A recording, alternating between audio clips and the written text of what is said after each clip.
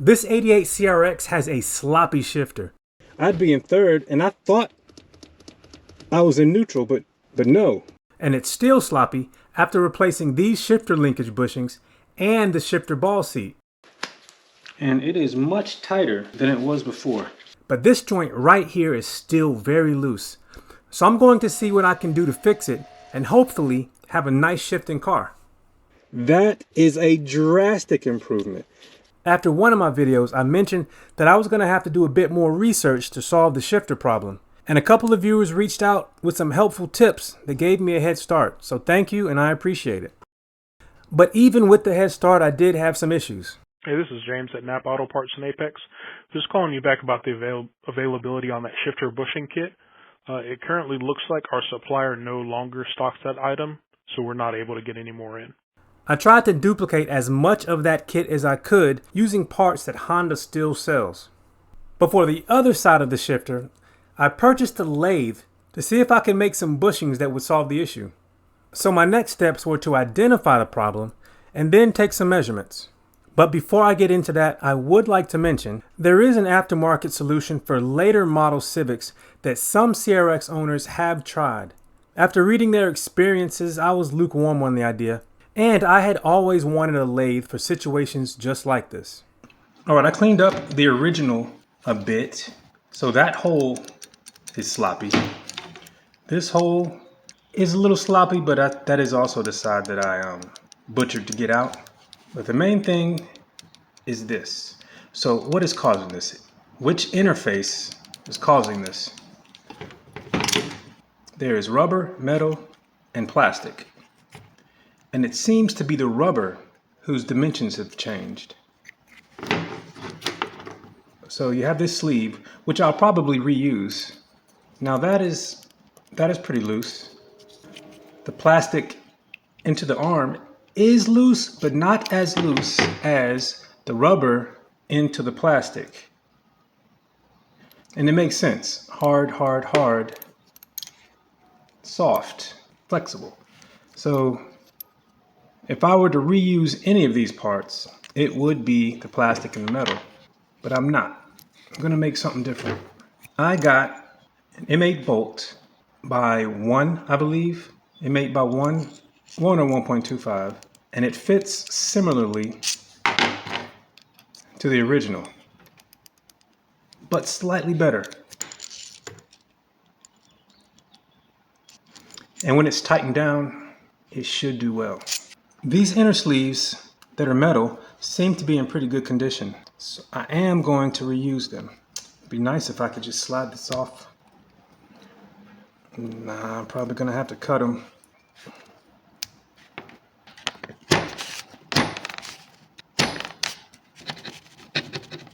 All right, on this second little sleeve slash spacer, I am second guessing my decision to reuse them. This one cleaned off pretty easily, pretty quickly. Not the case with this one. But it'll be quicker to finish this than go hunt for another sleeve or some aluminum stock. By the time I'm there and back, I would have this clean already. All right, so I got them clean. Now I gotta see, is there a fractional drill bit size that is close, because I would like this to be a press fit into the Delrin. Let's see, well, let's do fractions. 61 1/28. What kind of mess is that? All right, so we got 0.475 inches. That is under half. Let's see if it matches up with anything. I pulled out my calculator, but look, this drill set that I have has the conversions. 15/32 is the closest thing to it. It's gonna be slightly small, so I might be able to squeeze it in, and sometimes you can, waller out the hole just a little to make it fit. Through the center of the Delrin, I'm gonna start with a 15/32 hole, and each half is just under an inch. Let's just use millimeters. 23 millimeters. That's dead on 23. And this, let's just call that 38.5 millimeters. Measure it this way as well. Yeah, so 38.6, 38.5 millimeters. I almost got all my dimensions down now. To get the OD of the main part of the new bushing, I'm gonna measure two things. So that's right at 18 millimeters. So let's say 18 millimeters. And I'm gonna come in on the high side when I actually make it. But I'll call that about 18 millimeters.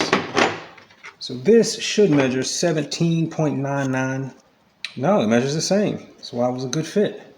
18 millimeters. Those are the dimensions I'm gonna try and target on my bushing.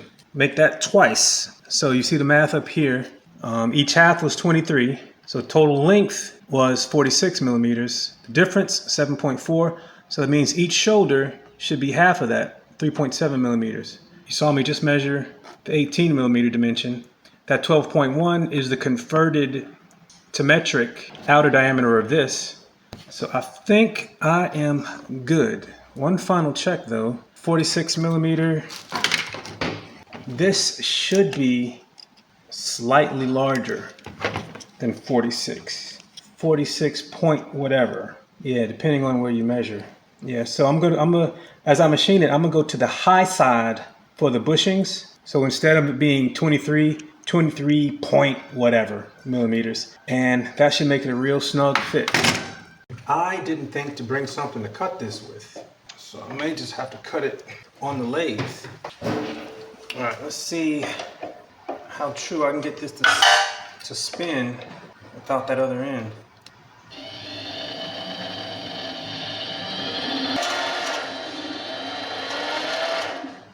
Well, it's spinning true at the front.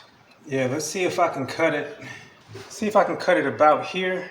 That should give me plenty of material to make the ones I need.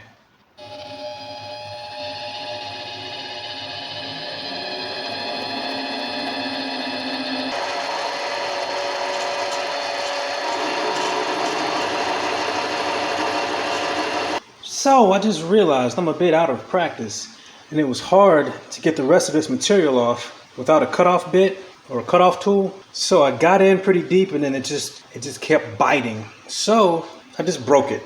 I mean, I was about halfway in and just broke it. And then I faced this off as best I could. It does not look fantastic. I'm gonna go over it again. But now I can start trying to hone in this to the right diameters.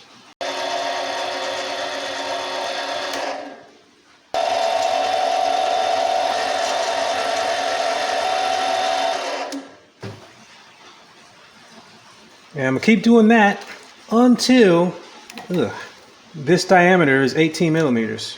I'm at 18.79 millimeters. So this is where I gotta be really careful, because if I overshoot, then I'll have way more slop than I want. 18.66. 18.32. You see the game I'm playing. So that is 18. So we will see how it fits. All right, you think it's gonna fit? It's a little looser than I wanted, but it'll serve its purpose. Proof of concept, prototype, if you will. Now I have to make another one, and I'm gonna make it a bit tighter. All in all, it's pretty good. So now I'm gonna use a different bit, not the right type of bit, but a different bit to come on the other side and cut it off, and then I'll drill the hole later when I can mount it closer to the chuck. But I will use this to try and cut it off. This has to be 23 millimeters, I believe. So I can set the distance and then mark it and set it and then just walk it in. Go a little bigger than 23 just to make it a nice fit. So I can always trim off a little. But what I will do is lock this down so that it doesn't move. I'm just going in and out, not left and right. So I really need a cutoff tool, but we'll see if I can make this work.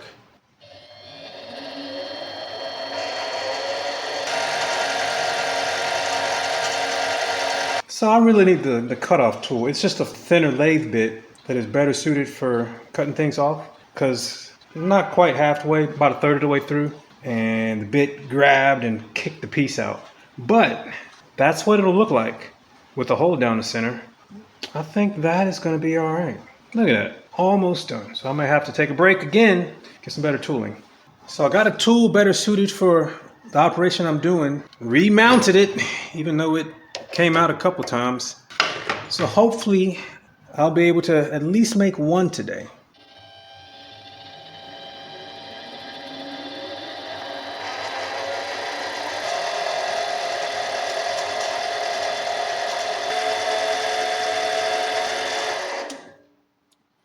It's getting close enough. I'm gonna see if I can just snip the end off. No, it's too close. So I can just mount it like this, face this off, and drill into it.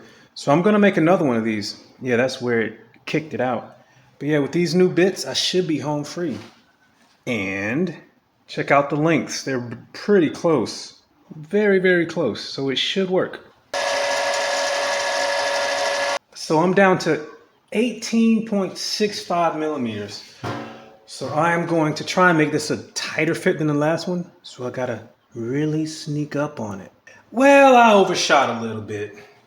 I'm at like 17.95. I'm gonna see how loose it is. It's about time for me to go home today. So I'm probably gonna finish this one and try it. I have plenty of material, but now that I have a good method down, all right, let's see. Well, it's a lot looser than I want. But will both fit? Both do fit. I'm gonna try again tomorrow, but I'm gonna finish these, install it in the car, and this should be an improvement. Yeah, that finish needs to be better. Increase the speed a little bit. But anyway, it's not bad though. Oh, another important dimension was the distance from the bottom of this to this, and that is just the difference between 23 and 3.7, so it's 19.3. So that's how I knew how far to go from here to here. There we go. So there's one done. Let's see how this fits, or if it even fits. As expected, it's a little too tight. I may taper this a little bit and then hammer it in. That could crack the plastic. And try a different size bit. But this is what it's gonna look like. Very close to this. No, wait, I got one side to go in, and it is gonna be tight. So I may hammer it. Yeah, I'm gonna try hammering it in. I'm gonna drill the second one, then I'm gonna go home.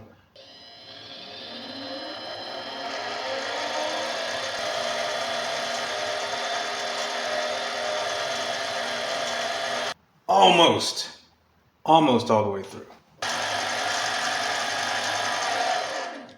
Now it's all the way through. I purposefully fudged this one a little bit, trying to err on the side of tighter fit. But look at that. Look at that. That actually fits. And with the bolt, there's still some play. Why is there so much play? Oh, because I haven't put the other things in yet.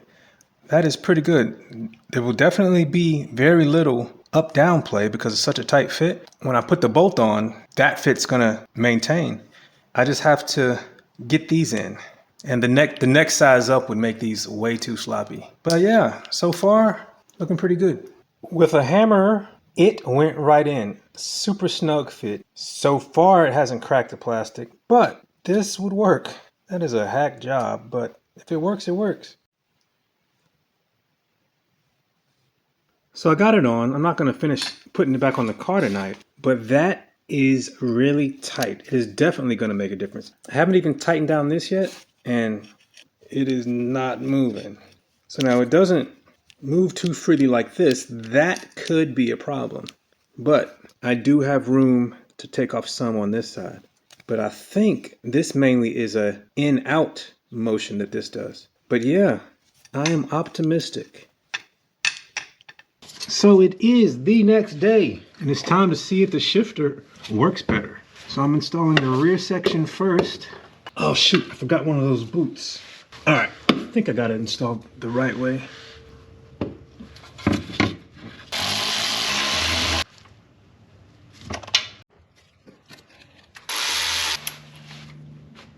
And I need a new one of these boots. Let's see if the other D-Series I have has one. It does. It looks a bit bigger, but it looks like it'll work.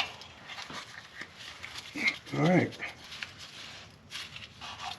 And now, the fun part. I'll push this in without pushing it in. There we go. Gotta put this pin in. And replace the clip. Oh, come on. covered up with the dust boot. All right, moment of truth. Let's go see if it's any better. So, that is all the slop I have. That's third, and it only wiggles that much. First, only wiggles that much. So that is a drastic improvement, and it doesn't feel too stiff. So that's where you go to reach fifth and reverse. That's where you go to reach first and second. That is fantastic. So even with that little bit of slop on the bushings, if I bought the car and it was like this, I wouldn't touch it. So I'm going to put the camera under the car and shift so we can see what's actually going on. So this is over to one. That's first, second, third, fourth, fifth, reverse. Over to first, second, third, fourth, fifth, reverse, neutral. And that is in neutral, and I'm going to wiggle it. So that's just the slop in neutral. Left to right, front to back. This will be the slop in neutral again. That's the left to right slop. And that's the front to back slop. Left to right, front to back. Good thing about this is, if you ever need to deal with the linkages again, you can just remove this bolt and it all comes out. And the pin, I'm not going to say what a lot of people call it, the pin can remain. And it is a very, very, very good feeling solution. I was almost done, but then I remembered I had a few more parts I could install, even though the shifter already felt great.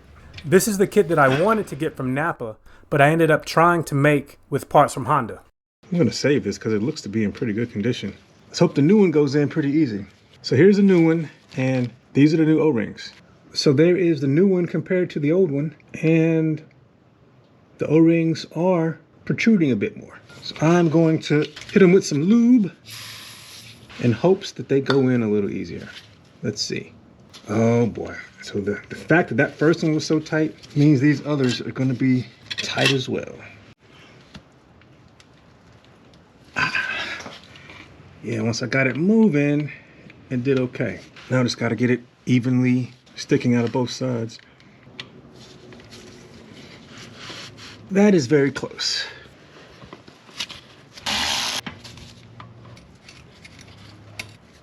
All right, so that's touching the bracket. And there is no play. So let's see how it feels up top. That feels really good. Left to right slot. Front to back slot. And with that, the shifter is done, and I am very happy with the way it feels now.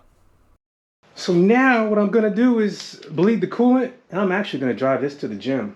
And you'll be happy to know I've been driving around with the new exhaust on it, and it's fantastic. I mean, it's super smooth, super quiet. The shifter was the last drivability thing.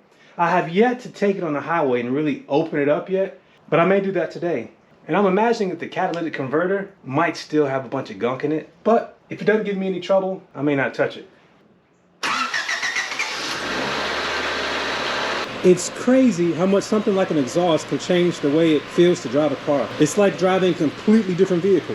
But now that all the drivability stuff is pretty much taken care of, I'm going to start addressing some of the exterior and the interior. There's a lot it still needs.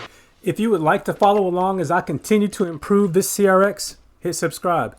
If you would like to see the other things I've done to it to get it to this point, check out the playlist. Thanks for watching. Take care.